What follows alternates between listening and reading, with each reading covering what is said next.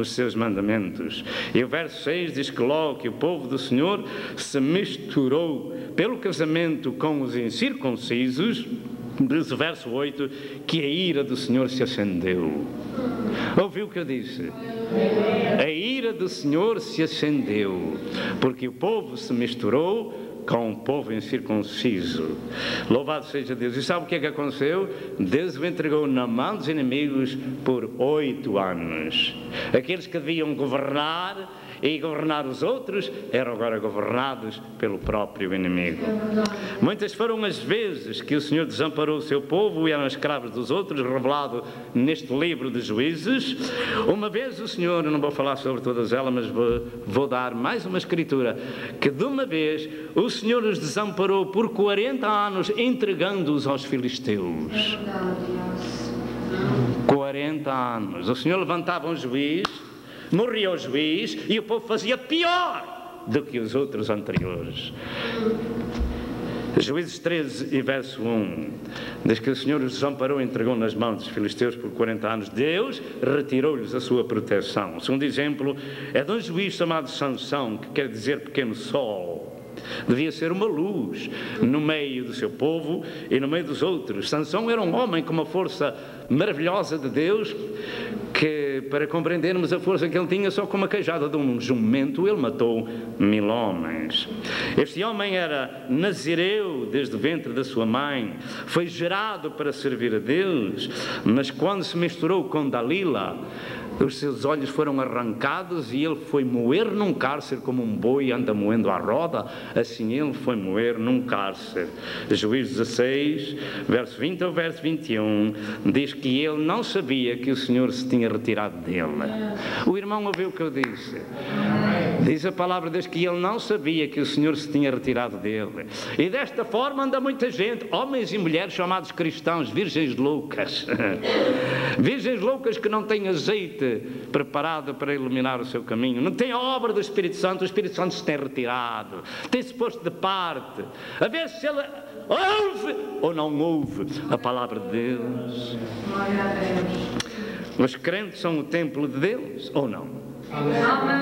É suposto ser o templo de Deus. 1 Coríntios 3, versos 16 e versos 17, diz também: quem destruir esse templo, Deus o destruirá. E há muitos que estão destruindo esse templo onde o Senhor habita ou quer habitar, com as suas maneiras de ser, com as suas palavras, com as suas ações, andando por lugares onde não deve, fazendo aquilo que não deve, etc. Meus amados, os avisos são dados, mas muitos ignoram-nos por vontade própria e depois ficam à mercê do maligno, porque Deus se retira dessa pessoa. Ficam à mercê do maligno. E sabe quem é que dirige essa pessoa? Não é mais o Espírito Santo, mas é o seu próprio espírito, é a sua própria mente, é o seu próprio ego. Saul foi escolhido para ser o primeiro rei de Israel, mas diz a palavra de Deus que até o Espírito do Senhor tomou conta deste homem e o seu coração foi mudado em outro homem, até chegou a profetizar no meio dos profetas. Mas o homem foi um desobediente contínuo. Diz a palavra de Deus em 1 Samuel 10 e verso 6, mas contudo diz também em Samuel 15 verso 23 que a rebelião é como o pecado de feitiçaria, e a porfia é como iniquidade e idolatria. Porquanto tu rejeitaste a palavra do Senhor, Ele também te rejeitou, para que não sejas rei. O seu fim foi andar atormentado pelos demónios, foi procurar uma feiticeira e matou-se com a sua própria espada. O homem que foi batizado com o Espírito Santo, o homem que foi mudado o seu coração noutro homem, era agora um homem atormentado pelo diabo. Irmão, 1 Samuel 31 e verso 4. Ouça o que eu lhe vou dizer agora em relação com o Novo Testamento. Há pessoas que não querem perdoar. E que não sabem perdoar. E você sabe que essas pessoas que se dizem cristãs e não fazem paz com o seu próximo, sabe o que é que lhe acontece? Vamos abrir todos no capítulo 18 de São Mateus, verso 33 e verso 34. Temos que ser rápidos, irmãos. Diz assim: não devias tu igualmente ter compaixão do teu companheiro, como eu também tive misericórdia de ti? E indignado o seu senhor o entregou aos atormentadores, até que pagasse tudo quanto devia.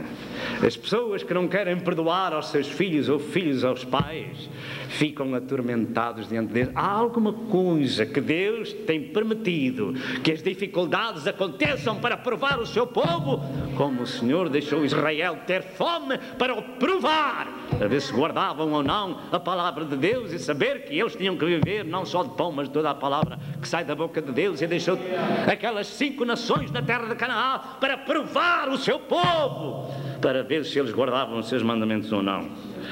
Irmão, se havia alguém atormentado, foi aquele próprio David, que diz lá no Salmo 51, verso 10, 11 e 12: cria em mim, ó Deus, um coração puro e renova em mim um espírito reto. Não me lances fora da tua presença, não retires de mim o teu Espírito Santo.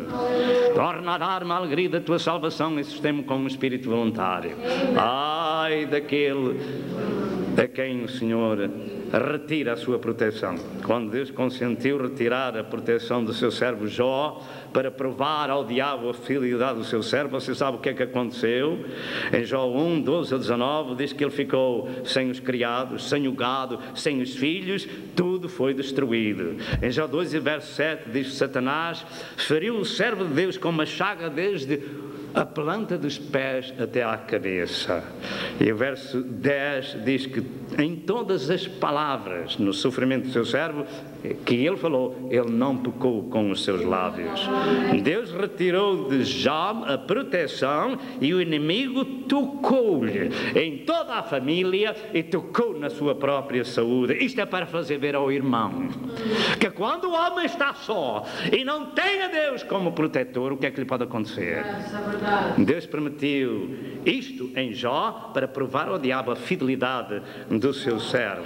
E depois, na história de Jó, diz que Deus lhe deu em dobro o que ele possuía, porque ele continuou fiel. Amém. Até o próprio Davi, que cometeu esses pecados de adultério e de crime, dizia: não retires de mim o teu Espírito Santo. Amém.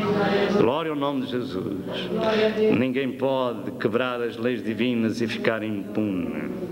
Em Gálatas 6, verso 7 e verso 8 diz: não erreis, Deus não se deixa escarnecer, porque tudo o que o homem semear, esse mesmo ceifará.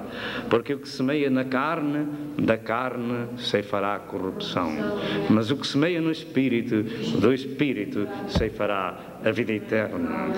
Esta é uma lei recíproca.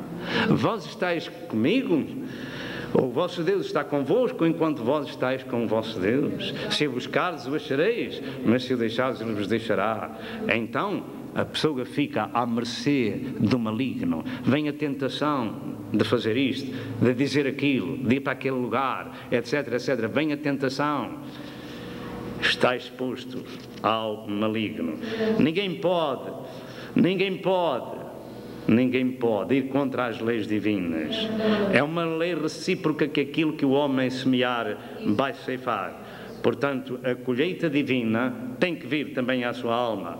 Mas diz a palavra de Deus, para finalizar, que aonde abundou o pecado, superabundou a graça.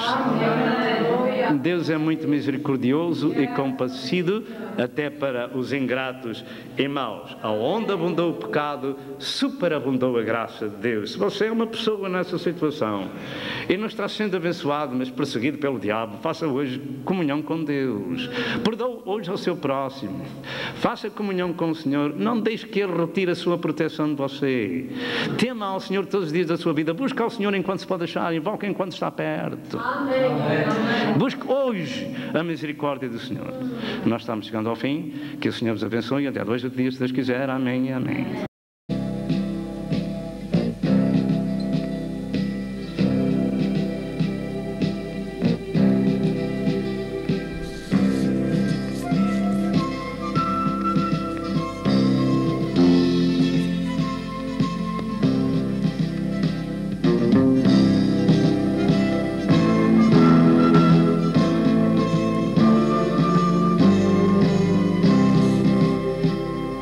Prezado telespectador, eu creio que você foi abençoado com a mensagem deste dia. Toma uma decisão e junte-se ao povo de Deus para viver a eternidade com Jesus.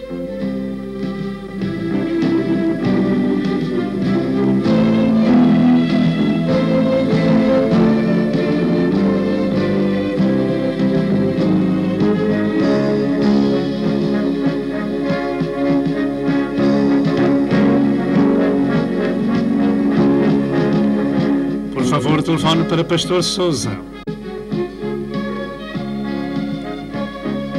Que Deus o abençoe e até ao próximo programa, se assim Deus o permitir.